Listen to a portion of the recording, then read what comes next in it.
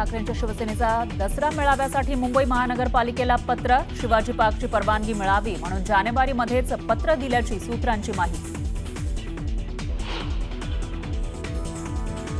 राहुल गांधींच्या निवासस्थानी झालेल्या बैठकीमध्ये उद्धव ठाकरे, आदित्य ठाकरे आणि संजय राऊत यांना बसवण्यात आलं शेवटच्या रांगेमध्ये. हीच का तुमची जागा असं म्हणत भाजपा आणि शिवसेनेनं लगावला टोला.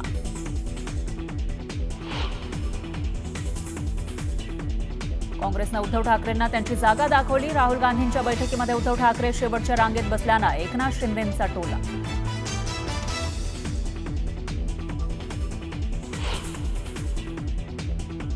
नरेश म्हस्केंवर टीका करताना राऊतांकडून म्हस्केंचा दुतोंड्या गांडूळ असा उल्लेख. तर ते गांजा राऊत आहेत असं म्हणत नरेश म्हस्केंचा पलटवार.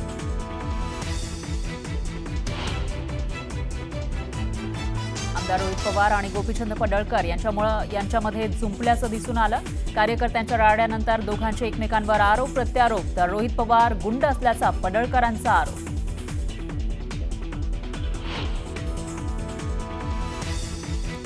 महायुतीमधील पालकमंत्रीपदाचा तिढा कायम. रायगडसाठी तटकरे आणि गोगावलेंमध्ये दावे.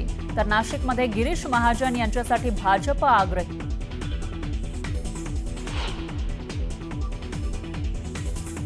माधुरी हत्येनी संदर्भात मुंबईमध्ये महत्वाची बैठक. नांदणी मठ, वनतारा आणि सरकारी वकील करणार चर्चा.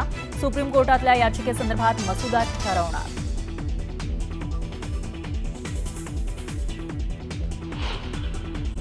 पुढची बातमी. एकनाथ खडसे यांचे जावई प्रांजल खेबलकर यांच्या विरोधात नाशिकमध्ये आंदोलन करण्यात आलंय.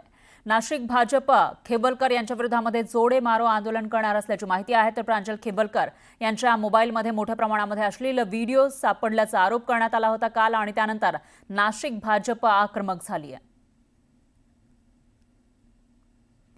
आणि याविषयी अधिक माहितीसाठी आपले प्रतिनिधी लक्ष्मण घाटोळ हे थेट नाशिकमधून आपल्यासोबत जोडले गेले आहेत. लक्ष्मण, काय सांगाल? काल चाकणकर यांनी गंभीर स्वरूपाचे आरोप केलेले होते खेबलकर यांच्यावर आणि आता आपण बघतोय की भाजप आक्रमक झाली आहे. नाशिकमधील या भाजप पदाधिकाऱ्यांचा, कार्यकर्त्यांचं नेमकं काय म्हणणं आहे? आपण बघतोय नाशिकमध्ये प्रांजल खेबलकर यांच्या पोस्टर्सला अशा पद्धतीनं जोडे मारो आंदोलन जे आहे ते केलं जात आहे. पाऊस सुरू जरी असला तरी देखील या ठिकाणी या आक्रमक झालेल्या, संतप्त झालेल्या महिलांकडनं प्रांजल खेबलकरच्या पोस्टर्सला जोडे मारले जात आहे. नाशिकमध्ये हे आंदोलन सुरू आहे. आपण या पदाधिकाऱ्यांशी बोलूया. ताई, आपण आंदोलन करताय, काय आपली या सगळ्यामध्ये मागणी आहे? आज खरं सगळ्या महिलांचा सन्मान केला पाहिजे. ते व्यक्ती कोणी असो त्याचा आपण धिक्कार केला पाहिजे. म्हणून मी एवढंच सांगते की महिलांचा सन्मान करा, तो कोणी असो पुरुष. महिलांचा सगळ्यांनी सन्मान केला पाहिजे. आपण बघतोय आणखी काही पदाधिकारी आहे, नेते आहे, आपण त्यांच्याशी बोलणार आहोत. काय नेमकी तुमची मागणी आहे या सगळ्या आंदोलनाच्या? आमची एकच मागणी आहे. प्रांजल खेवलकरच्या व्हिडिओमध्ये, मोबाईलमध्ये 1777 व्हिडिओ आणि नग्न फोटो मुलींचे सापडले. अनेक आक्षेपार्ह कागदपत्रे सापडली, मोबाईलचे चॅटिंग सापडले. नैतिकतेच्या गप्पा मारणाऱ्या नेत्यांनी याचं आत्मपरीक्षण करावं. प्रांजल खेरकरचा गुन्हा सिद्ध झालेला आहे, तो अटकेत आहे, परंतु हा गुन्हा फास्ट ट्रॅकवर जाऊन त्याला कठोरातली कठोर शिक्षा झाली पाहिजे. भारतीय जनता पार्टी या घटनेची घोर निंदा करत आहे. नाशिकमधले हे भाजपचे पदाधिकारी आंदोलनासाठी एकत्र आलेले आहे. पाऊस सुरू असला तरी या कार्यकर्त्यांनी, पदाधिकाऱ्यांनी प्रांजल खेबलकर यांच्या पोस्टर्सला जोडे मारो आंदोलन केलेलं आहे आणि अशा पद्धतीनं हे पोस्टर्स जे आहे या ठिकाणी आणण्यात आलेले होते आणि त्या पोस्टर्सला जोडे मारो आंदोलन करण्यात आलं. नाशिकमधली या आंदोलनाची ही सगळी दृश्य बघतोय आक्रमक आहेत. प्रांजल खेबलकरवरती कठोर कारवाई करावी अशा प्रकारची मागणी या सगळ्या पदाधिकाऱ्यांनी, महिला पदाधिकाऱ्यांनी केलेली आहे. आता पुढे नेमकं काय काय होणार ते बघावं लागेल. लक्ष्मण, धन्यवाद तुम्ही दिलेल्या या सविस्तर माहितीसाठी. तर ही दृश्य आहेत नाशिकमधली. या ठिकाणी भाजपकडून आंदोलन केलं जात आहे. प्रांजल खेबलकर हे सध्या न्यायालयीन कोठडीमध्ये आहेत. त्यांची चौकशी सुरू आहे आणि त्यांच्या मोबाईलमध्ये अश्लील फोटो आणि व्हिडिओ सापडल्याचा आरोप केलेला होता राज्य महिला आयोगाच्या अध्यक्ष रुपाली चाकणकर यांनी. त्यानंतर भाजप आक्रमक झाल्याचं दिसून येत आहे. भाजपनं जोडे मारो आंदोलन नाशिकमध्ये केलं.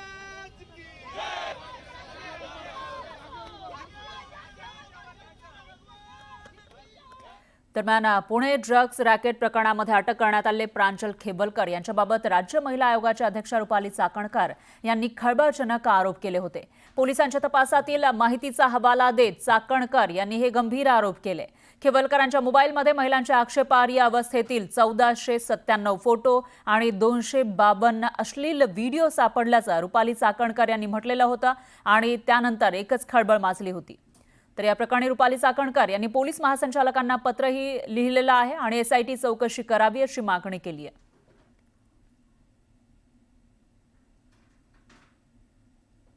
मोबाईलमधील हिडन फोल्डरमध्ये महिलांसोबत असलेले चॅटचे स्क्रीनशॉट, पार्टीचे फोटो, व्हिडिओ तसेच महिलांचे नग्न व अर्धनग्न फोटो व काही अशोभनीय कृत्यांचे व्हिडिओ हाती लागले. या मोबाईलमध्ये जे व्हॉट्सअप चॅट करण्यात आले त्यामध्ये एकूण 7 मुली आढळून आल्या. प्रांजल खेवलकर यांच्या चॅटचे अवलोकन केले असता यामध्ये महिलांसोबत आपत्तिजनक चॅटिंग असून मुलींसोबत सिनेमामध्ये शूटिंग करण्याच्या निमित्ताने संपर्क साधलेला आहे. या मुलींना पिक्चरमध्ये काम देतो, सिनेमामध्ये काम देतो, शूटिंग करायची संधी देतो असं सांगून बोलवल्याचं, तसंच त्यांचा वापर करून घेतल्यानंतर खर्चाचे सुद्धा पैसे दिले नसल्याचे आणि त्यामुळे या मुलींनी वारंवार पैशाची मागणी केलेली यामध्ये दिसून येते.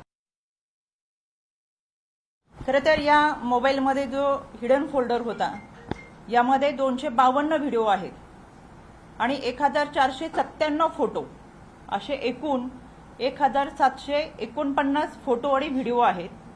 तर हे व्हिडिओ आहे, या व्हिडिओमध्ये मुलींचे नग्न फोटो तसेच हे फोटो अतिशय आक्षेपार्ह पद्धतीचे व्हिडिओ आहेत. त्यामध्ये 234 फोटो जे आहेत आणि 19 व्हिडिओ हे अत्यंत अश्लील स्वरूपाचे आहेत. मुलींना विवस्त्र करून त्याच्यामध्ये त्यांना नशा देऊन त्यांच्यावर लैंगिक अत्याचार करून त्यांचे काही व्हिडिओ काढण्यात आलेले आहेत आणि या व्हिडिओचा वापर या मुलींना परत ब्लॅकमेलिंग करण्यासाठी करण्यात आलेला आहे. दरम्यान चाकणकर तपास अधिकारी नाहीत आणि महिला आयोगाला अशी माहिती देण्याचा अधिकार नसल्याची प्रतिक्रिया एकनाथ खडसेंनी दिली आहे. यावर रुपाली चाकणकर यांनी खोचक टोला लगावलाय. चाकणकर ह्या काही तपास अधिकारी नाहीये. तपास अधिकारी जे आहेत ते पोलीस आहे. महिला आयोगाला अशा स्वरूपाची कोणतीही माहिती देण्याचा अधिकार नाही जोपर्यंत अधिकृत माहिती पोलीस घेत नाही. मला वाटतं की या ठिकाणी जे काही सांगितलं त्यांनी, मानवी तस्करी आहे, इतके व्हिडिओ आहे, इतके फोटो आहे, आणखी असतीलही, मी नाकारत नाही. असलं तर काय, मी काही जावयाचं समर्थन करणारा नाही. मला खरं त्यांची सहानुभूती वाटते. आता त्यांना जे काही म्हणायचं ते त्यांनी माननीय न्यायालयात मांडावं.